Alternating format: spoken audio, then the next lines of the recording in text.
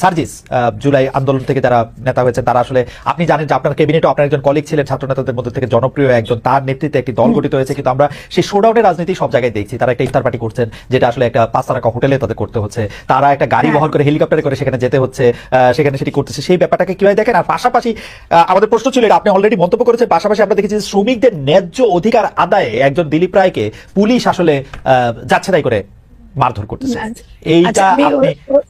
এটা একেবারে আমার ইস্যু, এটা আমি অনেকভাবে শ্রমিকদের ইস্যুতে আমি আসছি। তার আগে আমি বলি যে আপনি সার্জিসদের কথা যেটা বললেন, বা আমার যে সহকর্মী ছিলেন নাহিদ ইসলাম, তার আসলে তাদের অনেক অবদান আছে এই 36 জুলাইয়ের আন্দোলনে, এটা অবশ্যই স্বীকার করতেই হবে। কিন্তু আসলে এই 36 জুলাইয়ের আন্দোলন তো শুধু কয়জনেরও ছিল না, এটাও তো আবার মাথায় রাখতে হবে। আমরা যখন এদের ত্রুটি ধরতে গিয়ে এদেরকে আবার শুধু মনে করি, সেটাও কিন্তু ভুল বলা হবে। তো সেটা আমি একটু শোধরাতে চাই যে এখন ওরা যদি বড় হোটেলে করে বা ইয়ে করে, ওরা একটা ভিন্ন রাজনৈতিক দল গঠন করেছে। তো এই দল যখন গঠন করে ফেলেছে, এর সাথে সরকারের তো এরকম সম্পর্ক নাই। অন্যান্য যে কোনো রাজনৈতিক দলের মতোই আমাদের সাথে তাদের সম্পর্ক হবে। তো কাজে আমরা অন্যদের যেমন করে সমালোচনা করছি তা করব। শ্রমিকের কথায় আসি, আজকেও আমরা মিটিং করেছি ঈদের আগে যেন শ্রমিকদের বেতন ভাতাটা দেওয়া হয়। মালিকরা দেখেন নিজেরা কিন্তু ঠিকই তাদের বিলাসবহুল জীবন ঠিকই যাপন করছেন, কিন্তু শ্রমিকের বেতন দিচ্ছে না। এবং সেক্ষেত্রে যেটা হয় যে অনেকগুলো নেতাদেরও মানে মাঝখানে দিলীপ রায়ের কথা আমি ঠিক জানি না, কিন্তু অন্যান্যদের ক্ষেত্রে এরকম প্রশ্ন আসে যে কারো কারো ক্ষেত্রে যে তারা একদিকে মালিকদের সাথে সম্পর্ক রাখে, অন্যদিকে আবার শ্রমিকদের আন্দোলনে থাকে। এই ক্ষেত্রে হয়তো হতে পারে, কিন্তু আমাদের আজকের একদম সিদ্ধান্ত যে মালিকরা বেতন দেবে না তাদের দরকার হলে বাড়িঘর প্রয়োগ করতে হবে, তাদের বিদেশে যাওয়ার উপর নিষেধাজ্ঞা আরোপ করা হচ্ছে, এটার ব্যাপারে কঠোর ব্যবস্থা নেওয়া হবে।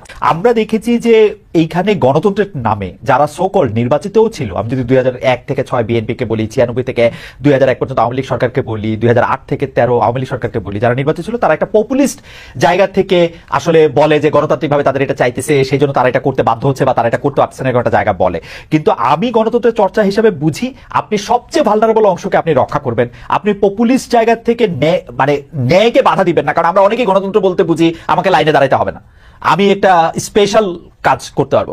সেই জায়গা থেকে সেইটার ক্ষেত্রে আপনাদের তো ওই অসুবিধা থাকার কথা না, যেটা আসলে সোকল নির্বাচিত এদের থাকে যে না আমরা তো পরের বছরকে ভোট চাইতে হবে, আমার একটা ভোট ব্যাংক লাগবে। কিন্তু আপনারাও যেন পপুলিস্ট জায়গাতেই আটকে থাকেন, সেরকম হয় কিনা?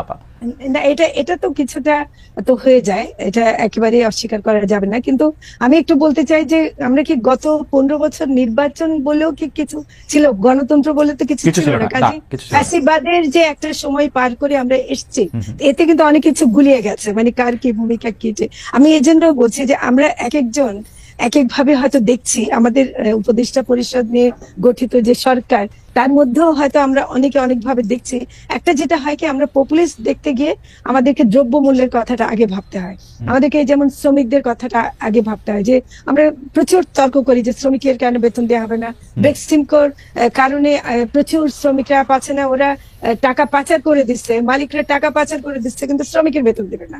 এই যে ঘটনাগুলো ঘটছে, কারণ ফ্যাসিবাদ কিন্তু এখনো পুরোটা যায়নি, তো এটা তো আমাদের মনে রাখতে হবে। না, আমরা কি ফ্যাসিবাদের আড়ালটা নিতে পারবো যখন আমরা দেখবো যে নতুন রাজনৈতিক দলগুলো সেই পুরনো ব্যবসায়ী সম্প্রদায় থেকেই টাকা নিচ্ছে, তাদের নাম গোপন করছে? আপনি কি তাদের আর কোনোদিন বিচার করতে পারবেন না? তো না, সেটা হলো সবচেয়ে দুঃখজনক।